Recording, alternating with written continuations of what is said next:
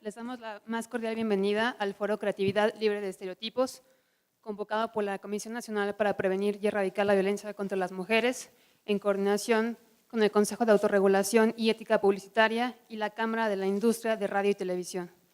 Para presidir la sesión inaugural nos acompaña la doctora Ángela Quiroga Quiroga, Comisionada Nacional para Prevenir y Erradicar la Violencia contra las Mujeres. Muy buenos días, ¿qué tal? Muy buenos días, bienvenidos. También le damos la bienvenida a las personas que nos acompañan en la sesión inaugural, al señor José Luis Barros Orcasitas, presidente del Consejo Directivo del Consejo de Autorregulación y Ética Publicitaria.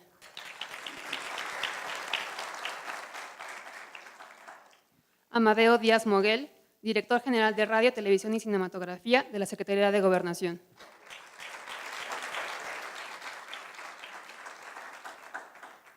Y la maestra María Elena Estavillo Flores, comisionada del Instituto Federal de Telecomunicaciones. Más adelante se incorporará la señora Elizabeth Pérez Toscano de la Cámara de la Industria de la Radio y Televisión. Y bueno, para dar inicio a la sesión inaugural, le doy la palabra a la doctora Ángela Quiroga, comisionada nacional de CONAVIM.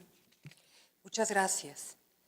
Muy buenos días tengan todos y todas ustedes. El día de hoy vamos a dar inicio a un evento que para la Comisión Nacional para Prevenir y Erradicar la Violencia contra las Mujeres es fundamental.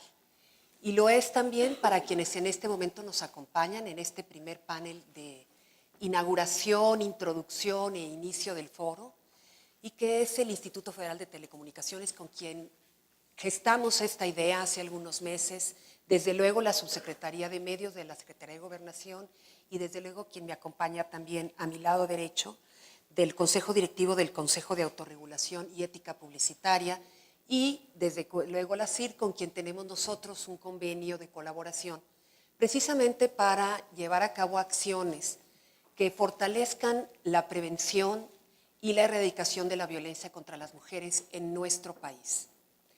El propósito de este evento que tenemos el día de hoy tiene mucho que ver con el propio nombre que pudimos nosotros finalmente identificar como el que expresaba de mejor manera lo que nosotros queríamos.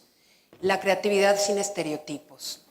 Este foro no pretende, no busca de ninguna manera establecer ningún propósito, mecanismo, iniciativa para la limitación de la libertad de expresión, ni para la limitación de lo que se dice o no se dice en los medios de comunicación.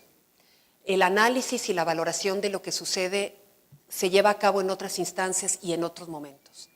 La idea de este foro es plantearnos un reto, ver la posibilidad real de que podamos generar creatividad en los medios publicitarios fuera de los estereotipos que comúnmente se usan en los medios publicitarios.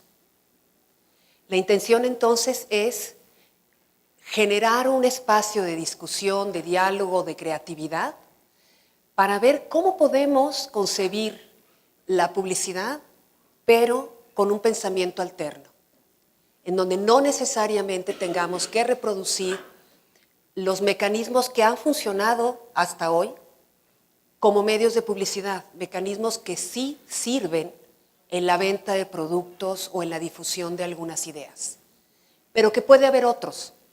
Y lo que queremos nosotros precisamente es abrir estos espacios y esperemos que esto sea el primero de muchos para encontrar opciones distintas a las opciones que hemos venido trabajando comúnmente. Este primer panel, a quienes les agradezco que me acompañen, se hará a partir de preguntas que, en mi caso, como moderadora, iré planteando a quienes nos acompañan el día de hoy y entre los que estamos aquí iremos generando una especie de debate y de confrontación de ideas y desde luego, si en algún momento dado alguna persona del público está interesada en pasar alguna pregunta, yo les pediría que fuera nada más por escrito y cualquiera de mis colaboradoras podrán recoger las preguntas que también les haremos a quienes nos acompañan. Y si alguno de ustedes tiene alguna idea que quiera compartir respecto de las preguntas que hacemos, por favor siéntanse en toda la posibilidad de hacerlo. Pues sin más, empezaremos entonces con nuestra primera pregunta que yo les pediría pudiéramos hacer respuestas suficientes, pero no demasiado largas. Primero, nosotros creemos o no que la publicidad puede generar una cultura de igualdad. Y en todo caso, si creyéramos que así es, la pregunta también sería si debería hacerlo. ¿Quién quiere empezar?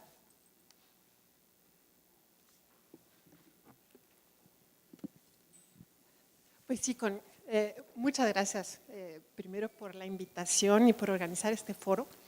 Es un tema de la mayor relevancia y bueno, procedería a contestar.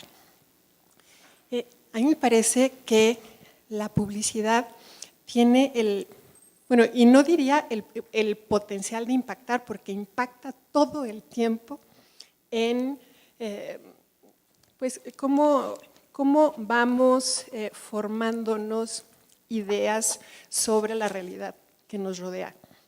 Porque la publicidad está presente en muchas plataformas, en muchos espacios. Estamos expuestos a la publicidad todos los días, y bueno, nosotros en lo personal, pero todas las generaciones, todos los grupos que pudiéramos identificar de diferentes regiones, de diferentes niveles educativos, todos estamos expuestos a la publicidad. Y por eso creo que puede tener un gran impacto en modificar, así como influye en la formación de conceptos, de identificación de roles, puede influir en modificarlos.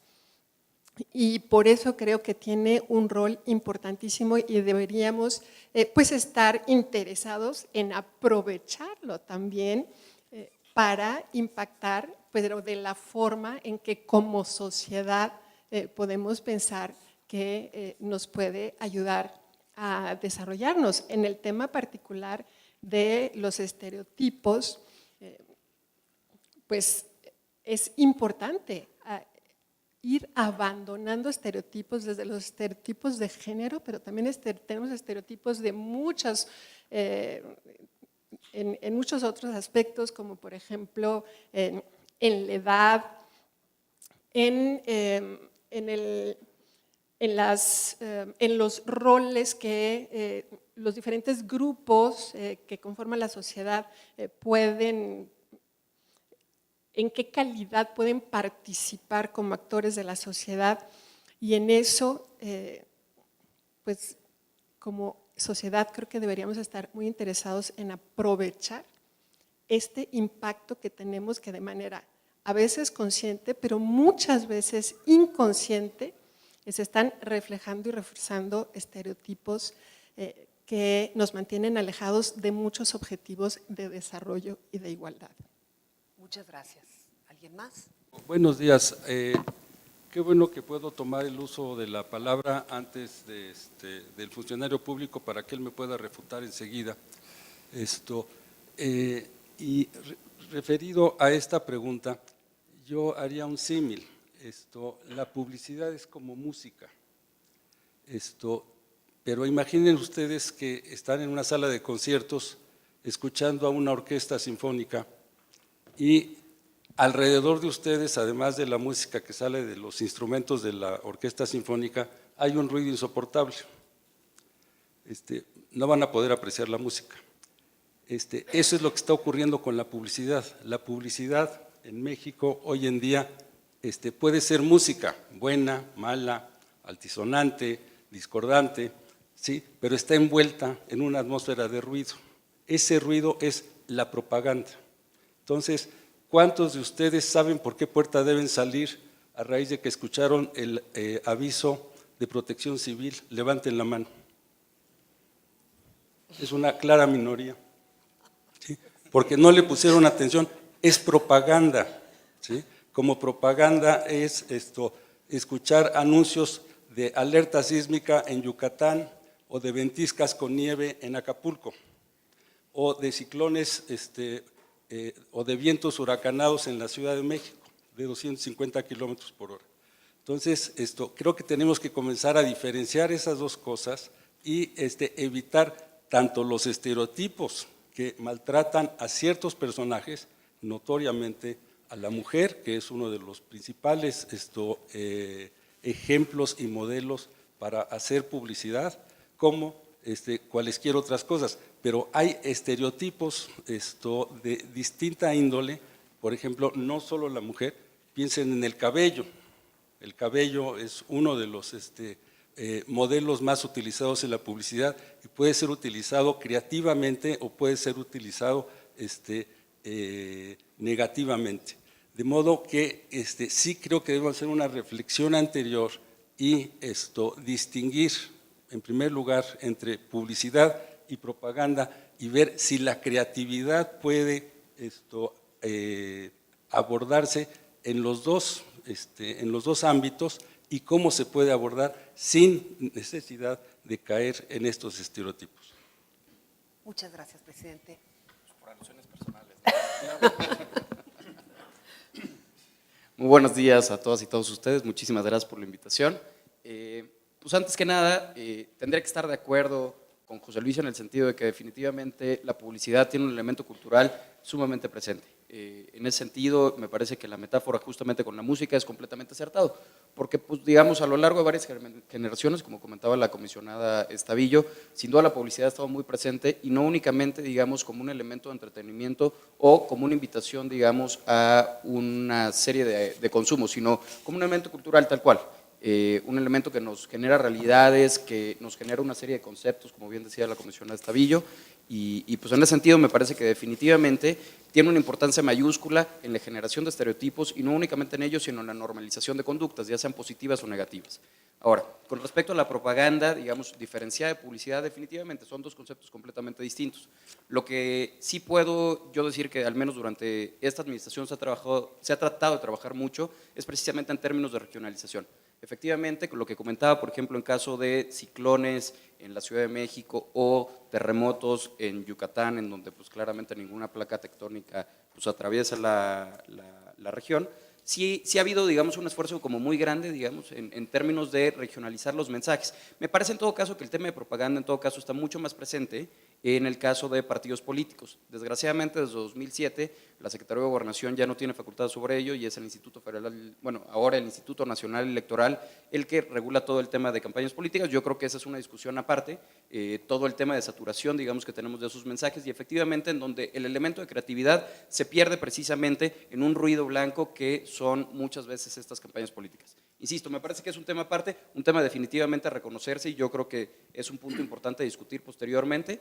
Contestando a la pregunta, definitivamente yo creo que la publicidad juega un papel importantísimo en la generación de conductas y precisamente en la prevención, en este caso de violencias a las mujeres y de un tratamiento igualitario, digamos, dentro de nuestra sociedad. Muy bien, agradeciendo y dándole la bienvenida a No te preocupes, ya sabemos dónde vivimos y lo que pasa en esta ciudad, no te preocupes. Muchas gracias por acompañarnos. Pasaremos a esta segunda ronda en donde creo que es difícil que cualquiera de los que estemos en este salón se pare y diga, no, yo creo que no importa la violencia de género, que les peguen a las mujeres, que no haya igualdad y la publicidad que haga dinero. Es muy difícil que alguien tome esa posición, no creo que nadie de los que estemos aquí vaya a decir algo contrario. Todos tenemos que poner un planteamiento a favor de la igualdad, en contra de la violencia. Pero pareciera ser que en términos reales lo que vemos cotidianamente en nuestros medios no es una preocupación por el tema. No estoy hablando de que haya una idea intencional de provocar violencia contra las mujeres o que haya una idea intencional de discriminación, pero finalmente a lo mejor lo que sí hay es una omisión respecto de la sensibilidad a este tipo de proyecciones en donde finalmente ahí están. Y quienes nos acompañan en el panel el día de hoy, todos y todas, tienen un papel importante dentro de las instituciones en las que se encuentran. Y a mí me gustaría que de manera muy concreta nos pudieran decir, primero, si dentro de las instituciones en donde ustedes se encuentran y con el cargo que ustedes ocupan, perciben o saben que existe una línea de trabajo y de atención respecto de un compromiso con la igualdad y con la no discriminación y por lo tanto la violencia, Y si es así, ¿cuáles han sido sus dificultades para llevar a cabo su labor? Si quisiera empezar, ahora Elizabeth, que te incorporas con nosotros, y Elizabeth es presidenta de autorregulación de la Cámara de la Industria de la Radio y la Televisión. Elizabeth. Buen día a todos y una disculpa porque traigo laringitis, así que mi voz está un poco ronca. Pues nosotros al interior de nuestra industria de radio y televisión, los medios clásicos, trabajamos por tener no una censura, trabajamos con la premisa de la libertad de expresión, pero todos los que están afiliados a esta industria, a la hora que tienen en sus manos el primer título de concesión, saben la importancia de la responsabilidad social y los contenidos que vamos a transmitir a través de los micrófonos y las cámaras que conforman la industria. Trabajamos a través de códigos de ética, que está formado por los mismos radiodifusores para aplicarlo a sus contenidos, pero también nos encontramos a veces con la libertad que tienen quienes difunden estos contenidos, que es un personal que pertenece a un sindicato, en el cual no podemos estarlos todo el tiempo amonestando por las cosas que ellos transmiten a través de los micrófonos, porque esa es una realidad. También no puedes estar censurando todo lo que ellos están hablando, porque ahora la libertad de expresión se ha convertido en un libertinaje. Eso es algo con lo que nos enfrentamos día a día en nuestros medios clásicos. Tenemos la idea, la premisa, de que la libertad de expresión es a que podamos hablar todo, pero tenemos que vivir dentro de cierta normatividad. Eso es parte de los propios valores del individuo y del código de ética con el que trabajan nuestras empresas. A la hora que estamos trabajando con nuestra industria, no podemos señalarlos y decirles, oye, tú estás haciendo mal en lo que estás transmitiendo, sino hacemos unos extrañamientos de manera amistosa, en donde les explicamos con día y fecha de qué fue lo que ellos transmitieron, que va en contra de lo que creemos y de lo que estamos tratando, como es la violencia de género, como es parte de el buen ser, el buen decir. Hoy hay una manera que están defendiendo en la ley sobre lo que yo llamo libertinaje en el lenguaje, pero hoy sabemos que es un hecho que hay leyes que apoyan a que hables aún con palabras antisonantes, cacofónicas o groserías. Tampoco tratamos de ser como si fuera que fuéramos la Inquisición en los medios de comunicación. Sí tenemos que tener este razonamiento al interior de nuestras empresas y ser muy conscientes que lo que los medios dan en sus frecuencias, aunque no educamos, no es parte de nuestra responsabilidad, sí somos un ejemplo a seguir, porque creamos tendencia con lo que exponemos en nuestros contenidos o con los estilos de vida o forma que tratamos a través de las cámaras también, ¿no? Entonces, todo eso afecta, pero trabajamos con algunas asociaciones e instituciones, como esta normatividad de medios de gobernación, como es las ANUYES, como es la CONAR, como es el Consejo de la Comunicación, como es A Favor de lo Mejor, donde todos ellos tienen al interior de sus asociaciones monitoreo de todos los contenidos, nos informan qué es lo que está o no está bien, y nosotros hacemos estos extrañamientos a nuestros afiliados. Perfecto, muy bien. Muchísimas gracias. Solo para retomar, entonces, quien participó ahora es la presidenta de autorregulación de la Cámara de la Industria de la Radio y la Televisión. Escucharemos ahora el punto de vista de la Secretaría de Gobernación, de la Subsecretaría de Medios, con quien es el director general de Radio, Televisión y Cinematografía. Muchas gracias. Pues me parece que Elizabeth tocaba un punto muy importante, que es tanto el micrófono como las cámaras definitivamente son un privilegio, pero sobre todo son una gran responsabilidad de carácter social. Siempre vamos a encontrar una tensión natural entre la libertad de expresión y la regulación, digamos, en medios de comunicación. Esto ha existido tanto en México hoy como siempre. ¿Qué hace la Secretaría de Gobernación al respecto? Y contestando la pregunta de manera muy puntual, pues, tenemos los lineamientos de clasificación de contenidos, que es un poco lo que comentaba también Elizabeth, en el sentido de que participamos con ellos. Estos lineamientos lo que pretenden son regular todos aquellos programas grabados y de cierta forma también la publicidad, ahorita paso, digamos, a especificar, pero en general, digamos, los contenidos que se transmiten a través de radio y televisión se ubican a través de una serie de franjas horarias de acuerdo a la carga de contenido que tienen. Muy brevemente, son 4 puntos los que se analizan. En primer lugar, son adicciones, violencia, sexualidad y lenguaje. Todos estos criterios tienen una serie de definiciones en cada una de las clasificaciones con las que todos estamos relacionados, que es AA, A, B, B15, C y D. ¿Qué hacemos adicionalmente a esto? Y en ese sentido, CONAVIM ha sido una gran aliada realmente, como también lo ha sido CIPINA y como también lo ha sido CONAPRED. Realizamos una serie de cursos de capacitación ya desde hace 2, 3 años, básicamente un poco a raíz de la firma del convenio precisamente con la CIRT, CONAVIM y la Secretaría de Gobernación, en donde se capacita no únicamente a los monitoristas de la dirección de RTC, que son los que realizan, digamos, la evaluación de contenidos, sino también a los medios de comunicación. Hemos trabajado particularmente con aquellos productores, precisamente para exhibir, y de la mano con CONAVIM, para exhibir qué tipo de casos son los que representan, digamos, o podrían representar algún tipo de violencia de género, hablando precisamente, digamos, de CONAVIM específicamente.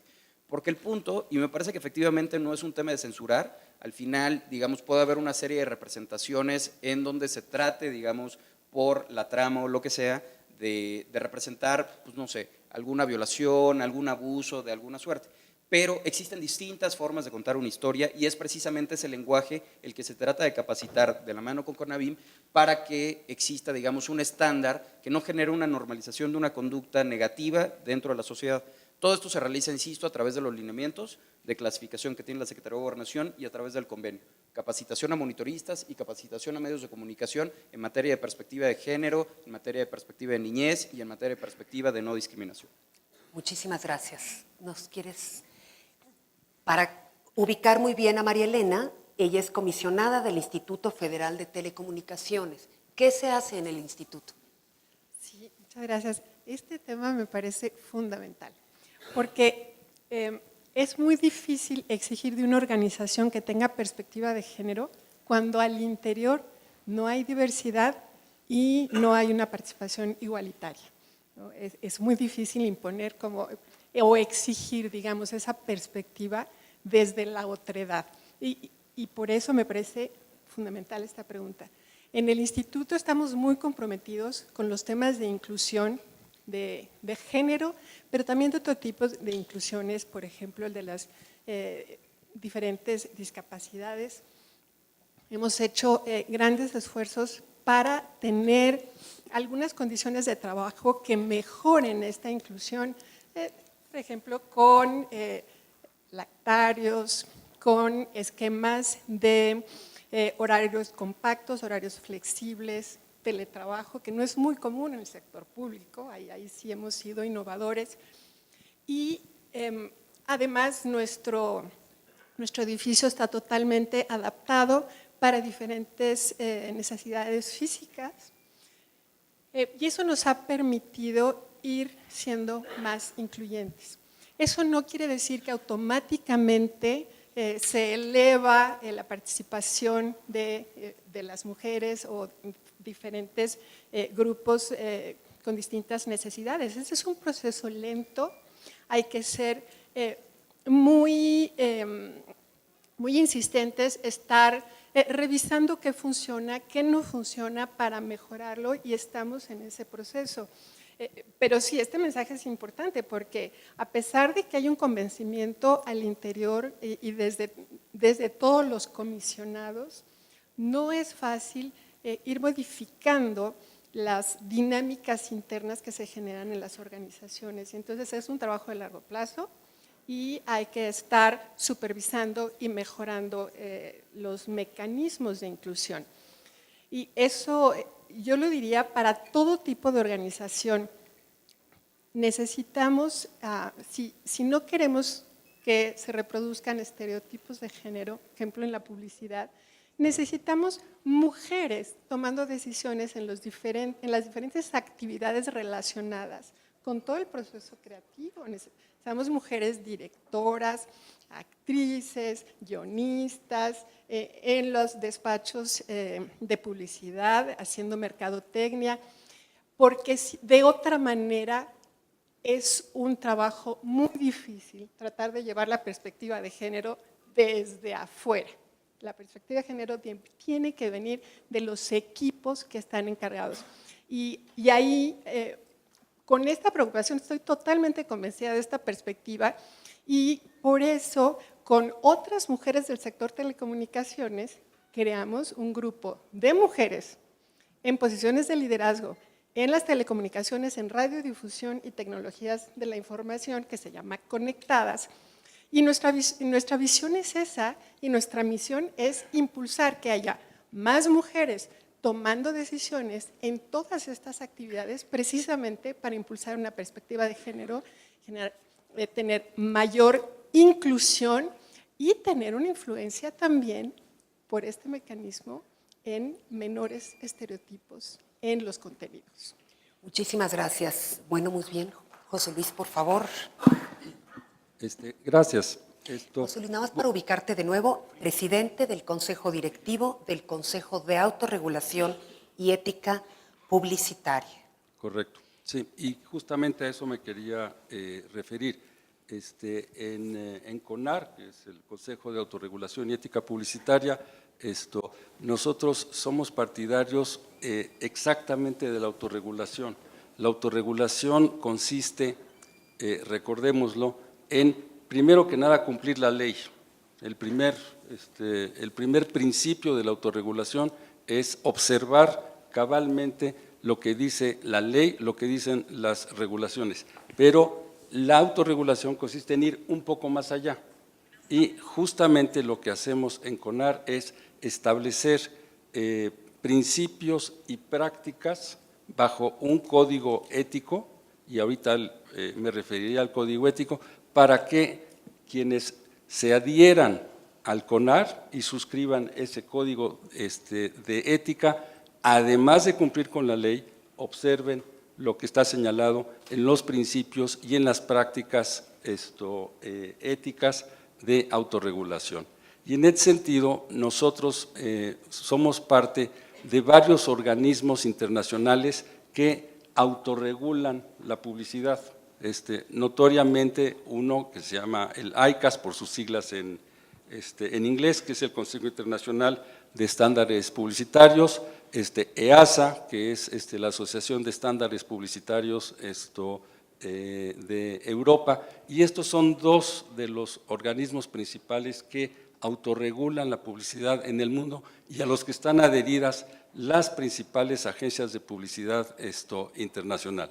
Los estándares publicitarios que están determinados por estos organismos y que en México representa CONAR van un poco más allá de lo que determina la ley y las regulaciones mexicanas. Y entre esos estándares, se acaba de dar a conocer un documento que se intitula Gender Pro Trial, que es un mecanismo para evitar los estereotipos y proteger sobre todo a las mujeres de cualquier acto de violencia, discriminación, etcétera. Nosotros en CONAR estamos aplicando este mecanismo para que las empresas anunciantes, las agencias de publicidad, los medios de comunicación que están adheridos a CONAR, observen los principios que están contenidos en ese documento. Y creo, como ya fue señalado, esta es una labor de mediano plazo, por lo menos, porque requiere de la participación de todos. Y en ese sentido, CONAR tiene mecanismos abiertos para que los consumidores, organizaciones de la sociedad civil, instituciones públicas se acerquen a nosotros y nos expresen su inquietud, su inconformidad,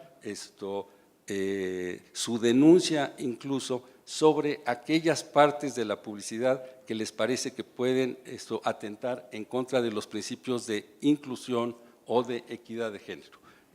Y nosotros sabemos atender esas solicitudes, canalizándolas ya sea a anunciantes, ya sea a agencias de publicidad, a medios de comunicación o, en su caso, si no tenemos una respuesta satisfactoria, a la autoridad competente. Muchas gracias, José Luis. Solamente 2 preguntas para que todos podamos comprender bien. ¿CONAR de quién depende? ¿Es una asociación civil? Es una asociación civil, está integrada por las principales empresas anunciantes, agencias de publicidad y medios de comunicación. Muy bien. Y la segunda pregunta, del documento que mencionaste hace un momento que acaba de surgir, ¿quién lo generó? ¿Quién lo construyó? Se construyó a partir de la Asociación Europea de Estándares Publicitarios y el Consejo Internacional de Anunciantes. Pues sería muy interesante poder conocer en su página. Por supuesto, en nuestra página se puede acceder a él. Al documento. Muchas gracias, José Luis. Muy bien, pues ya conociendo un poco mejor estas instituciones y sobre todo tratar de saber si son o no herramientas que pueden en un momento dado colaborar de manera específica con los propósitos que en lo personal cada uno de ustedes tengan, o sus organizaciones o sus instituciones, las instituciones en las que ustedes se desempeñen. Quisiera recordar a quienes me acompañan de mi equipo de trabajo que si alguna persona quiere plantear una pregunta, se las puedan pasar por escrito, porque tenemos espacio solamente de 2 rondas más para concluir este primer panel. Quisiera comentar lo siguiente. Hemos hablado de alguna manera de la autorregulación o de la regulación hecha por un tercero, en este caso la Secretaría de Gobernación, de acuerdo con los lineamientos que ya nos comentó el director que existen. Yo quisiera plantear 2 opciones. La primera es, el problema de la violencia en contra de las mujeres está considerada por la Organización Mundial de la Salud en el ámbito de lo familiar como una pandemia mundial.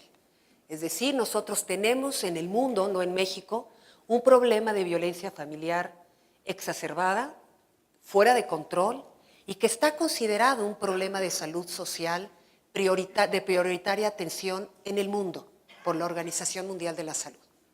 Esto significa que, como otros problemas de salud, pueden ser atendidos a partir de lo que se dice o no se dice en los medios de comunicación como una de las estrategias, no la única.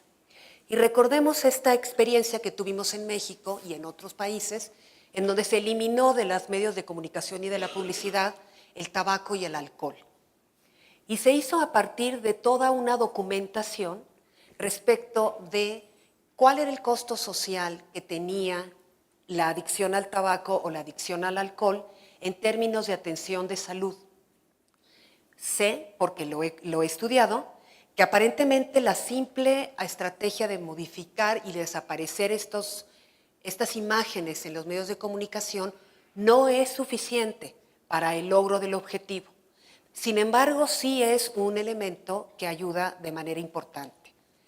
También conocemos otras experiencias, por ejemplo, en Europa, en donde algunas imágenes de mujeres que se presentan, si tienen modificada la imagen a través de alguna tecnología, tiene que mencionarse que esa imagen ha sido tecnológicamente modificada, con la idea de no generar precisamente estereotipos, en este caso, de mujeres que son físicamente cuerpos inalcanzables o son alcanzables para no muchas mujeres, y esto ha provocado problemas asimismo de salud, a tal grado que han tenido que hacer esto los gobiernos, en algunos gobiernos europeos, para evitar problemas de bulimia, etc. Volvemos de nuevo al tema de la restricción. Yo quisiera hacerles 2 preguntas. La primera, ¿conocen ustedes este caso de cuando se hizo la restricción del alcohol y el tabaco? Que nos relataran un poco por qué, cómo se definió, etcétera. Si se sabe si tienen algún resultado específico. Y la siguiente pregunta sería, ¿qué podríamos hacer para alejarnos de la restricción, para alejarnos como autoridades? Y ya sé que hablamos de cursos de capacitación, pero pensemos en algo más fuerte, en algo mucho más interesante, atractivo para quienes hacen publicidad, y que pudiera hacerse desde sus propios espacios de desarrollo profesional. Me dicen que tenemos poco tiempo para variar. Entonces, ojalá pudiéramos hacer respuestas muy puntuales para dar lectura a la pregunta a quienes nos acompañan hoy. ¿Quién quiere empezar? En descargo del funcionario público, una de las campañas más exitosas de propaganda, y voy a insistir en el término, en la actual administración pública, es la que alerta contra la violencia hacia las mujeres. Creo que es una campaña muy exitosa, muy adecuada, está creativamente muy bien diseñada y espero que tenga efecto. Pero me voy a referir a algo que no ha tenido ningún efecto: la prohibición. La prohibición de publicidad de tabaco tiene ahora 15 años. Creo que cumple ya 15 años. Según la última encuesta de adicciones, la reducción en la reducción en el consumo del tabaco en esos 15 años ha sido del 0.1%.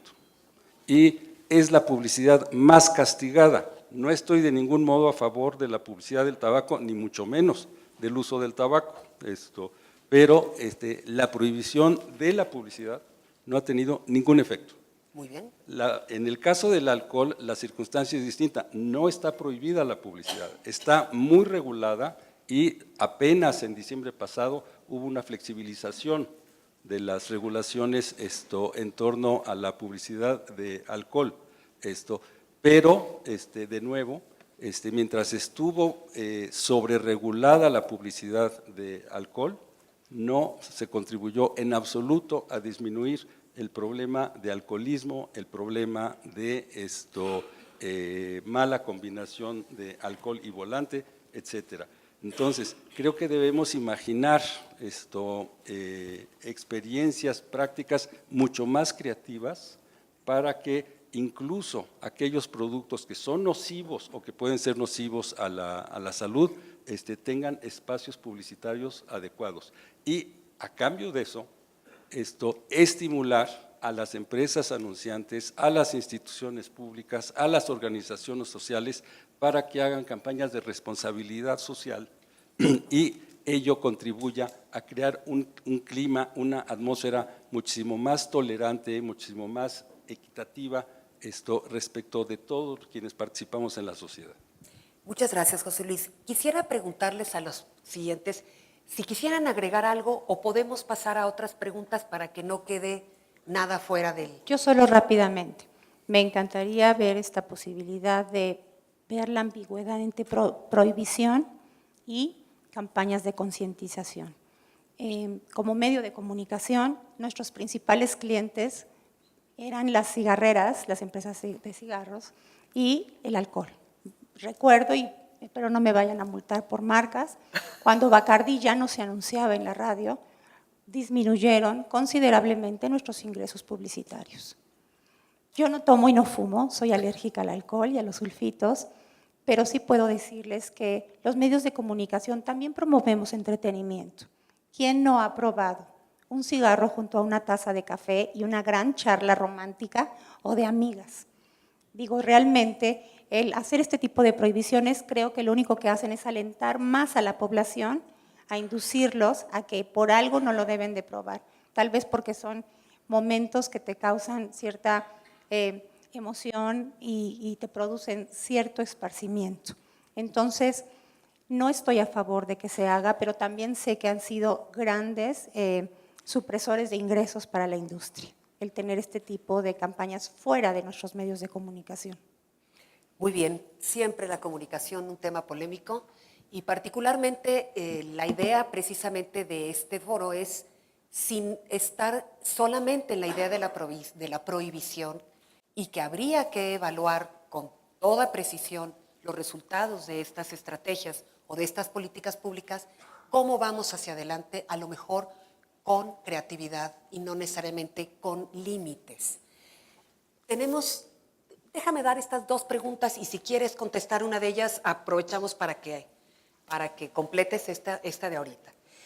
Hay dos preguntas muy interesantes. Primero, una relacionada con los consumidores.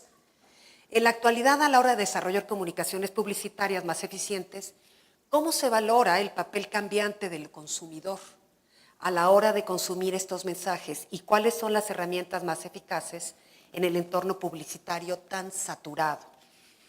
Y la siguiente pregunta, en relación con la regulación de contenidos, ¿qué pueden ustedes decirnos de las plataformas como Netflix, streaming, etcétera? ¿Tienen alguna regulación? ¿Se autorregulan? ¿Necesitan regulación? ¿O qué está pasando con ellas? Pero ahora vamos a cambiar el formato.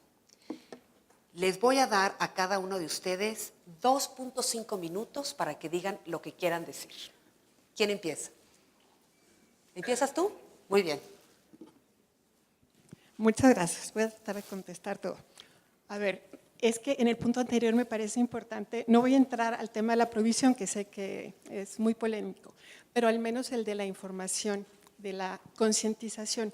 No podemos concientizarnos si no hay información.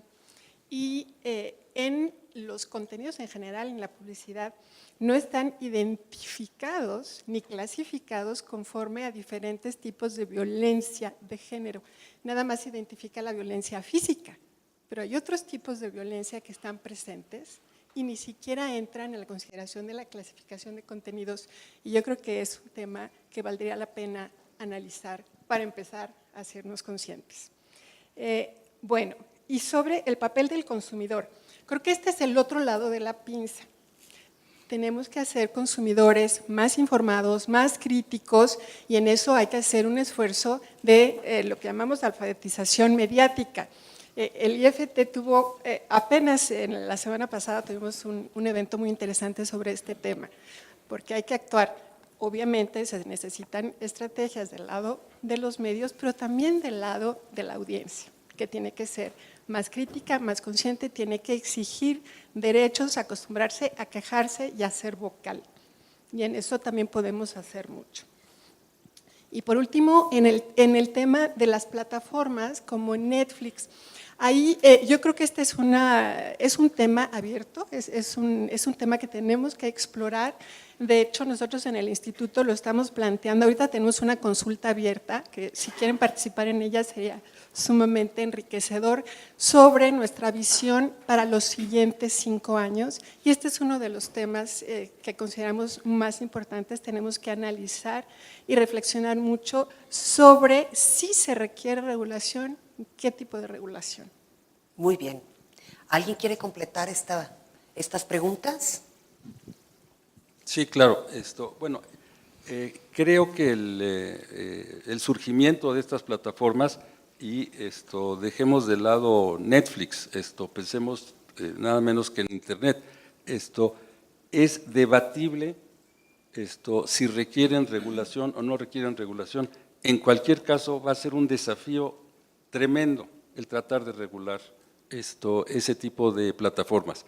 Y por cierto, regresando un poco al tema anterior, examinen lo que está pasando en materia de publicidad de alcohol en esas plataformas.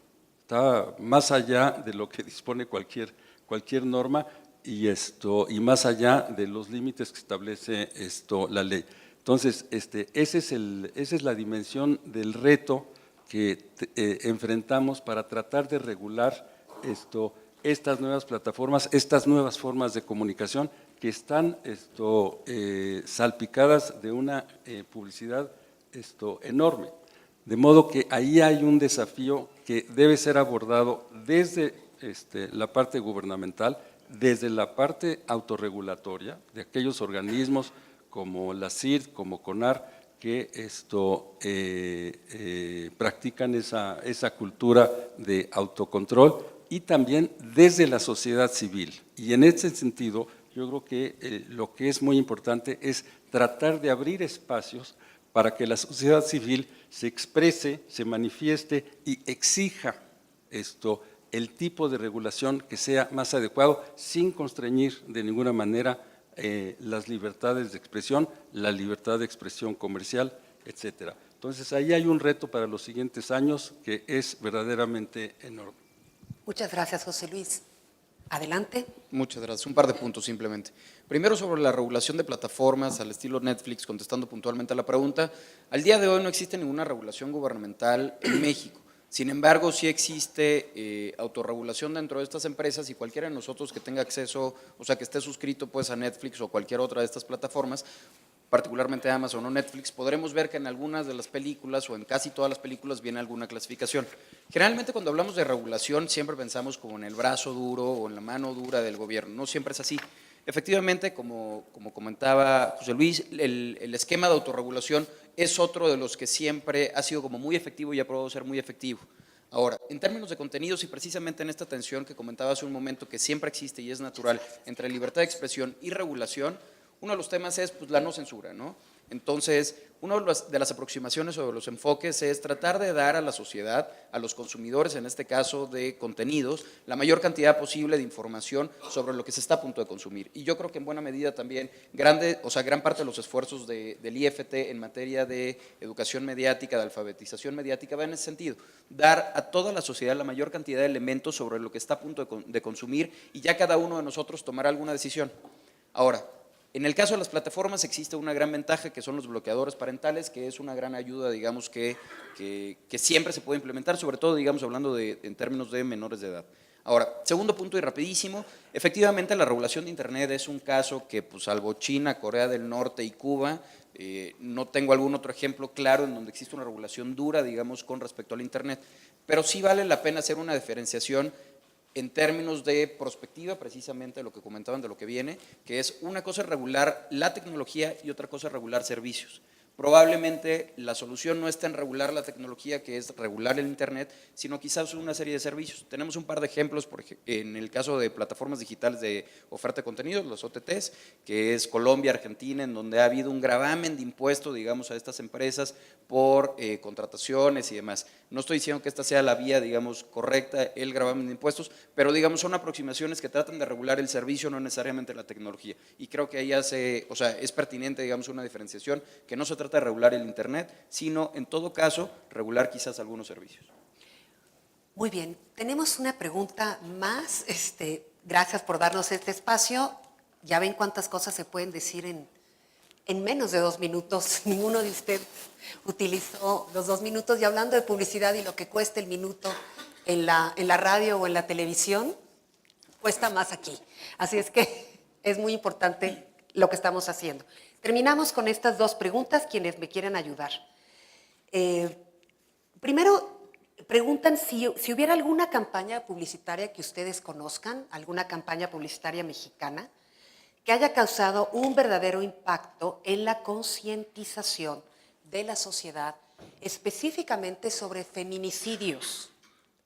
Y recuerdan, admiran y ponen como ejemplos.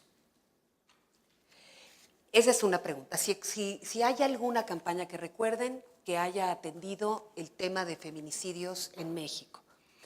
Y por otro lado, otra pregunta, es muy valioso diferenciar plataforma y medio de comunicación. Netflix es un medio de comunicación. Quien quiera hacer algún comentario al respecto, tiene ahora ya nada más 2 minutos. Rápidamente. En el tema de feminicidios no recuerdo que haya una campaña como tal, porque es un tema bien escabroso de tratar, pero voy a hablar de algo que personalmente me tocó atender. En 2004 me dirigí a Ciudad Juárez para poder hacer una concientización y entablar pláticas con la Asociación de Mujeres de Juárez. Todo resultó, aunque no lo crean, por un tema de los Tigres del Norte que se llamaba Las Mujeres en Juárez.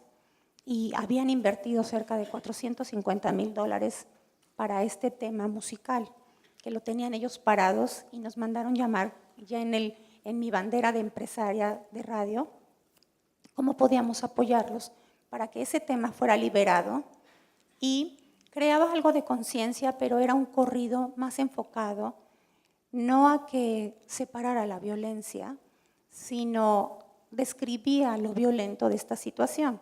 Se presentaron muchísimas asociaciones de muertas de Juárez. En ello encontré, y no estoy ni defendiendo ni echando en contra. Me encontré muchas mujeres que en realidad no habían sido, bajo esos esquemas, violentadas o asesinadas. Eran escapes de mujeres que salían de Juárez, que habían trabajado en Vida Fácil, que habían tenido abortos, que habían escapado con novios que después las agredieron, y no había sucedido en Juárez, por ejemplo, que era el tema, es el más fuerte que ha habido creo que en toda la República, ¿no? Los feminicidios en Juárez.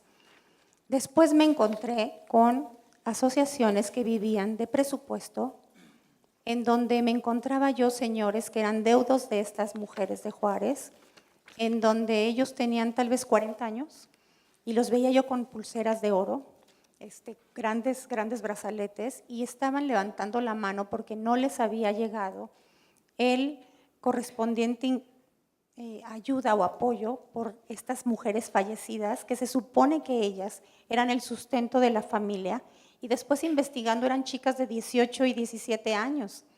O sea, hay todo un tema de negociación que las organizaciones, podría yo decir, fomentan, y es un tema bien escabroso, porque apoyan a mucha gente que va y reclama por estos parientes que se murieron y que fueron violentados, y que en realidad parece que se ha hecho todo una negociación en este tema.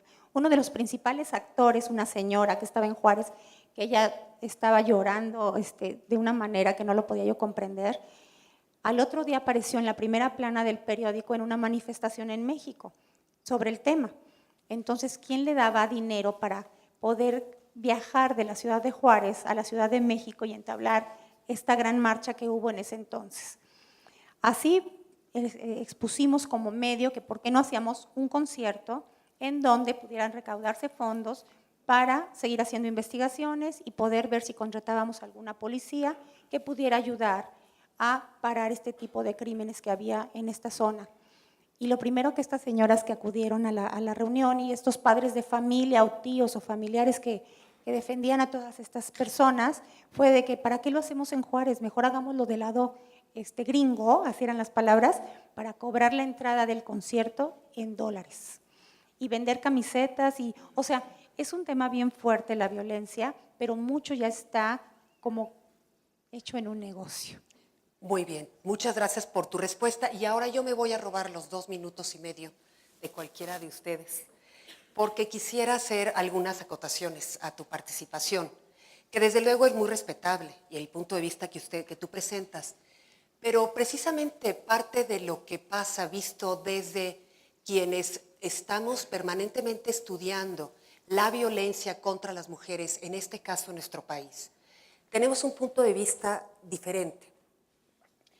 Nosotros tenemos en México encuestas clarísimas que nos dicen con toda precisión que tenemos un problema de violencia en México. No podemos nosotros particularizar respecto de la veracidad o no de un testimonio o la intencionalidad o no de una persona. Es decir, me parece a mí, desde el punto de vista de la autoridad y desde el punto de vista de quienes encabezan órganos que tienen una consecuencia social tan importante como los medios de comunicación, que es nuestra obligación informarnos y hacernos de todas las herramientas posibles para saber cuál es la realidad. No nuestra realidad o no la que nosotros vemos, sino la realidad de la sociedad y del país en el que estamos. México tiene un problema de violencia contra las niñas y las mujeres generalizado. Eso nos lo dice la ENDIRE, nos lo ha venido diciendo desde que se creó la ENDIRE, y no hemos logrado disminuir ningún punto porcentual hacia abajo en ningún tipo de violencia contra las mujeres. ¿Qué provoca esta violencia contra las mujeres en una sociedad?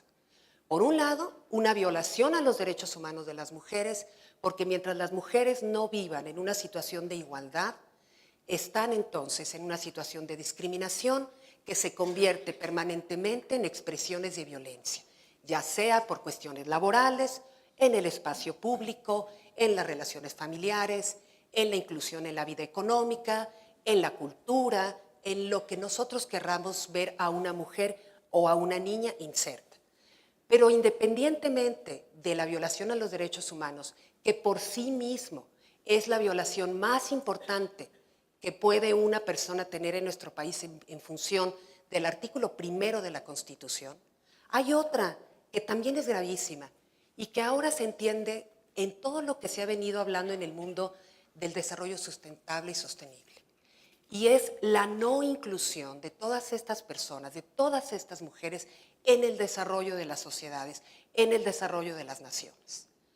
Yo creo que efectivamente, no solo en el caso de las mujeres, en cualquier otro problema social hay un sinfín de puntos de vista, hay un sinfín de actores sociales, no tengo la menor duda. Sin embargo, no podemos quedarnos en una mera situación anecdótica que puede ser valiosa o no, sino ver el conjunto de la problemática que estamos viviendo. Lo que pasa hoy y lo que nos dice esta pregunta respecto de los feminicidios es una expresión clara en nuestro país y en el mundo de que una mujer muere en una situación de una violencia extrema por la simple razón de que alguien considera que esa mujer no hizo algo que tenía que haber hecho, no dijo algo que tenía que haber dicho, o tuvo una conducta o una actitud que no debía haber tenido. Y esto es muy simple identificarlo. ¿Por qué? Porque cuando una persona es asesinada, siempre hay un móvil atrás. Por algo murió, por algo la mataron. ¿Y por qué mueren los hombres en situaciones de violencia? Pues porque los roban, porque los asaltan, porque están en una riña, porque hay un ajuste de cuentas, porque estuvieron en un evento incluso que puede tener tonos bélicos. Por eso los matan. Pero cuando matan a una mujer a golpes en la cocina de su casa, hay una pregunta muy simple. ¿Por qué la mataron? No la querían robar, no era un ajuste de cuentas. ¿Por qué la mataron? Pues la mataron porque simplemente alguien pensó que tenía el derecho de matarla. Y antes de matarla, también pensó que tenía el derecho de gritarle, de golpearla, de lastimarla, de encerrarla, de limitarle el dinero, de no incorporarla en las decisiones de la familia. Todo eso sucede en nuestro país y sucede con una incidencia muy importante. Y parte de lo que nosotros queremos poner como problemática en este foro tiene que ver con estas acciones en donde permitimos un video o una canción que provoca violencia a cambio de un concierto que va a recabar dinero para hacer investigaciones. Y eso es precisamente lo que nosotros como Comisión Nacional para Prevenir y Erradicar la Violencia contra las Mujeres tratamos de luchar todo el tiempo. Es decir, por un lado, no estamos logrando los éxitos necesarios en erradicar los modelos de estereotipos que provocan violencia y por otro lado, tenemos un montón de mecanismos procurando disminuir la violencia contra las mujeres, fiscalías especializadas, centros de justicia para las mujeres. Es decir, México está teniendo una expertise importante en la atención de víctimas de violencia. Pero me pregunto si eso es lo que queremos como nación. ¿Queremos ser expertos en atender a las mujeres y a las niñas que ya han sido violentadas? ¿O queremos ser expertos en tener una sociedad que respete la dignidad de las mujeres? Y que no tengamos que tener todo un aparato de gobierno para atender los niveles de violencia que estamos viviendo en México.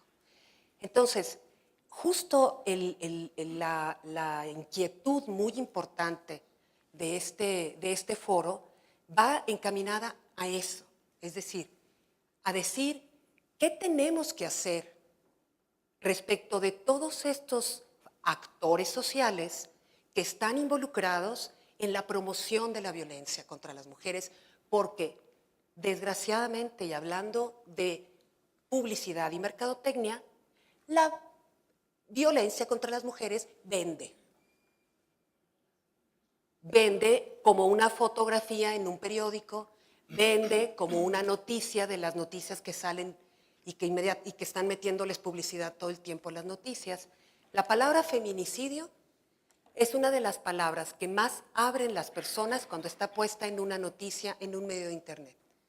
Y si ustedes se fijan en estas pequeñas noticias, si abren la noticia para leer la descripción de la forma en la que esta mujer murió, la cantidad de anuncios que empiezan a entrar mientras uno está leyendo esa noticia es impresionante.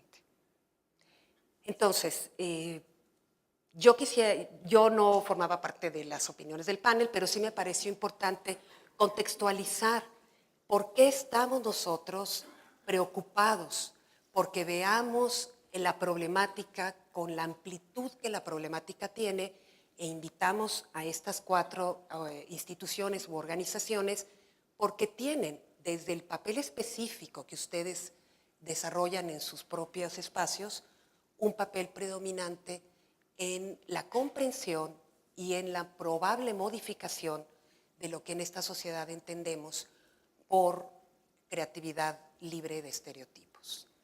Quisiera que nos dieran un mensaje final muy, muy corto para poder seguir con la siguiente mesa. Si quieres empezar.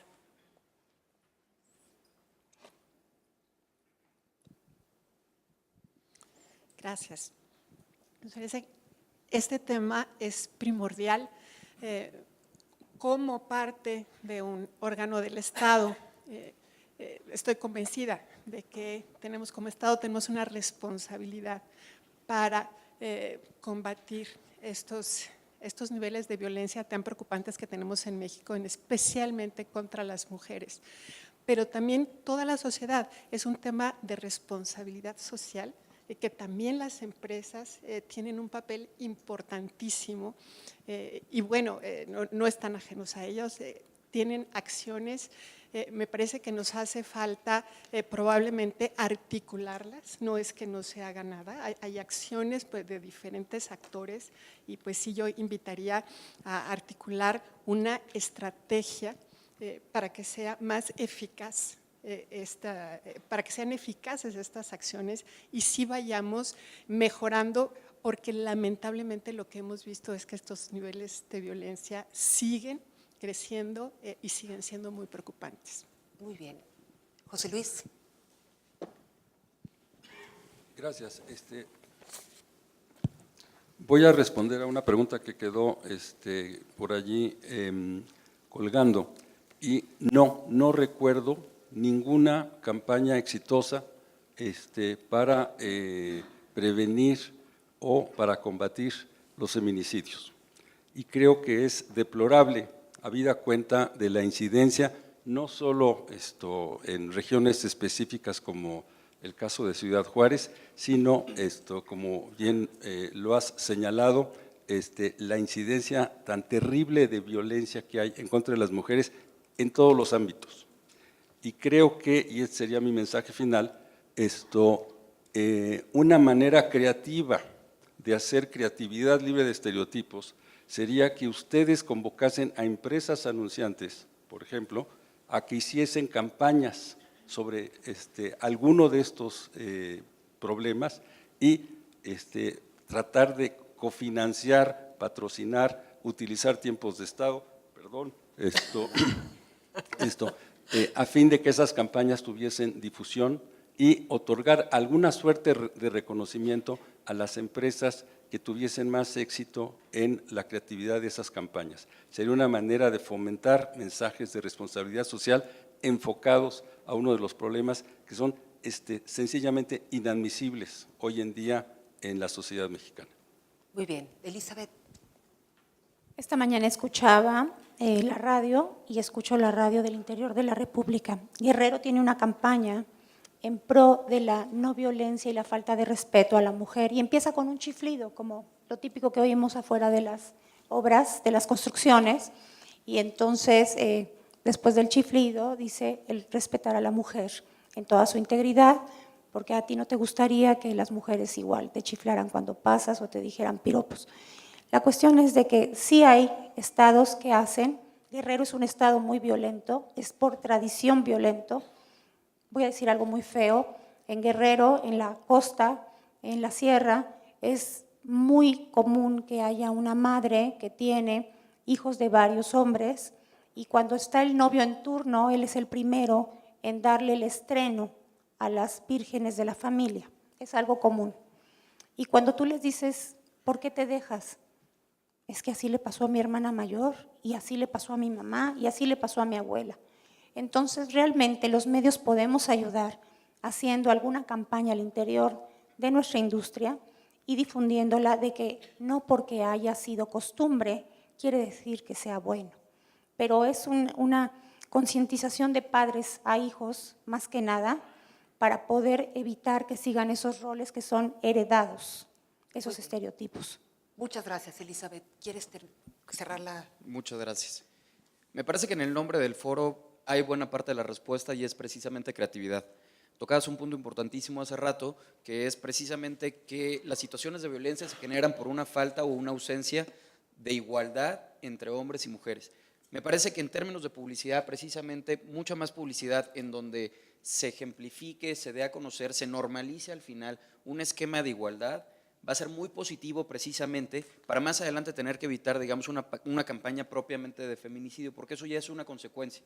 Entonces, bajo un esquema en donde trabajemos precisamente en campañas en donde muchas veces la mujer es objetivizada o es precisamente violentada, bajo esta serie, digamos, de clasificaciones de violencia, y empezamos a abordar una cultura de mucho más igualdad, con creatividad desde la publicidad, tendremos grandes avances, porque efectivamente la publicidad no muchas veces es consecuencial, pero sí existe una correlación de conductas a través de la publicidad, y en ese sentido me parece que implantar cultura con posiciones positivas de igualdad entre hombres y mujeres y un trato no violento precisamente dentro de los esquemas de anuncios y demás, pues puede ser muy positivo, y en ese sentido pues podemos colaborar nosotros, sí, definitivamente desde la perspectiva de autoridad, pero hay un buen juego, digamos, en donde hay o debe haber una gran colaboración entre anunciantes, entre privados y la autoridad, pero insisto, me parece que la clave está precisamente en eso, creatividad con igualdad. Muy bien, pues yo les agradezco muchísimo. Quisiera solamente terminar con una información. Este foro es el cuarto foro que nosotros hemos llevado a cabo en víspera de la entrega que se hará a la nueva administración.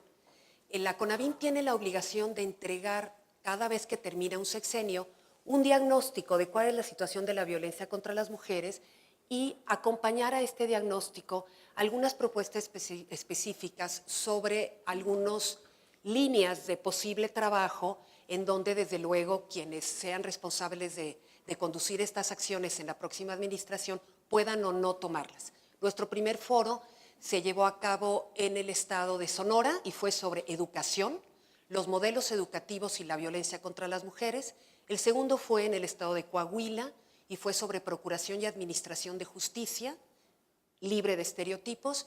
El tercero de ellos fue en Zacatecas sobre políticas públicas y violencia contra las mujeres, y este es nuestro cuarto y último foro que vamos a llevar a cabo, y nosotros quisimos incorporar el tema de medios de comunicación.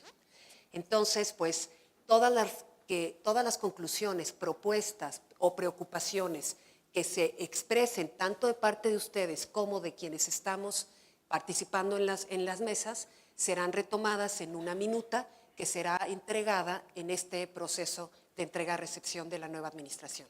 Pues muchísimas gracias a todos ustedes por estar aquí y recibiremos nuestra próxima mesa. Muchas gracias.